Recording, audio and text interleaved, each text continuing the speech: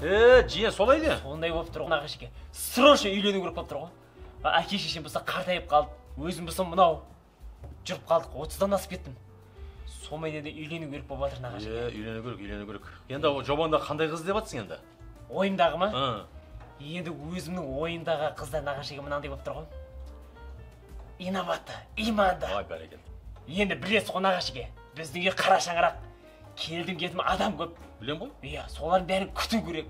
Жағдайын жасау керек. Шайларын, төсегін салып, өліп, қонақ келгенде илеп тұру керек қой, сәлемін салып.